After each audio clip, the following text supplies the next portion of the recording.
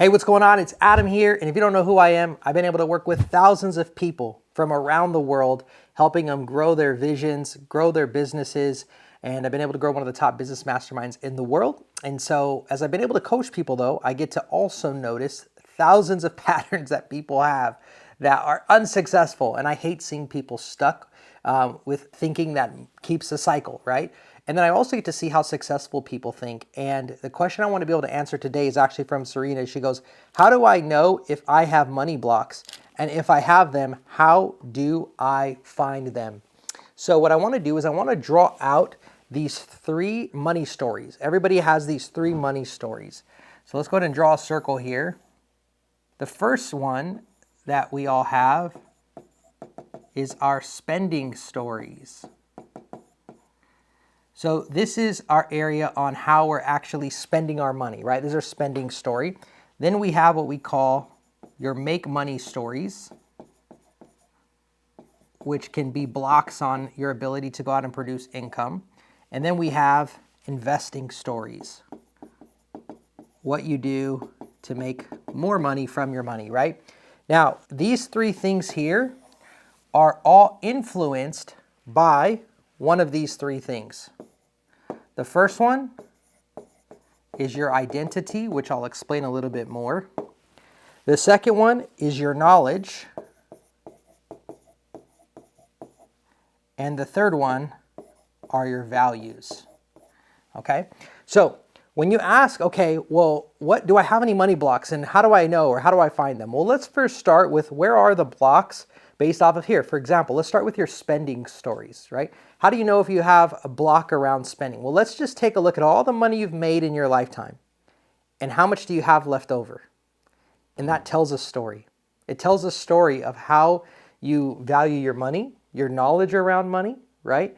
And a lot of this all comes from our identity and what we were invested in, what we saw growing up. So for example, a big testimony in my marriage is my wife, Brianna. If you know our story, you know, one of the things in our earlier parts of our marriage is she was constantly buying stuff. I mean, boxes to the ceiling from Amazon, thousands of dollars over budget.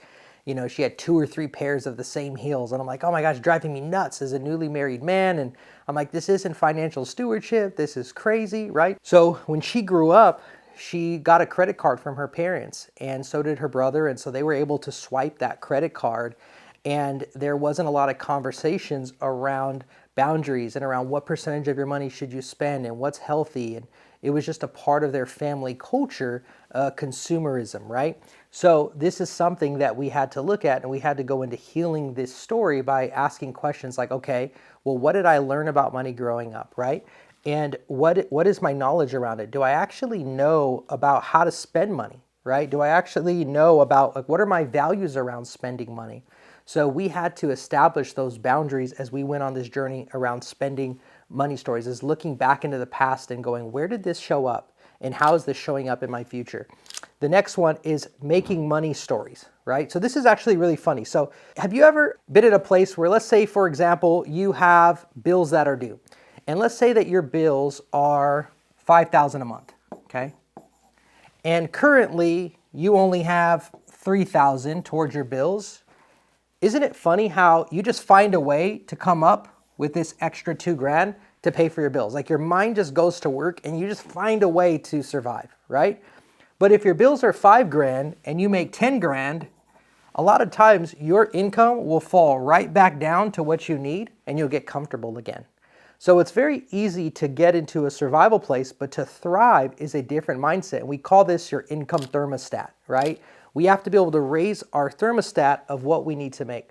And a lot of this has to do with our identity and how we see ourselves, right? Where do we see ourselves in the world? Do we see ourselves as somebody who's, you know, working towards that 6-figure value or that 7-figure value? We have to be able to see ourselves there. We have to be able to get the knowledge. How do I be able to get the skill sets to be able to make more? And then what are my values around making more and how I manage my time, my resources, and those kinds of things? As we do that, and we invest in those areas, we'll start to see more of that make money become easier as we get these three and we grow in these three areas. The third one is investing, okay? And I'll share a personal story here. So when I was young and I started making a lot of money, I began to invest a lot because that was a value of mine. I really believed in, investing. And the thing that I didn't know though is because I didn't have a mentor in this area, is I was getting into a lot of high risk investments in crypto, investments that were very risky.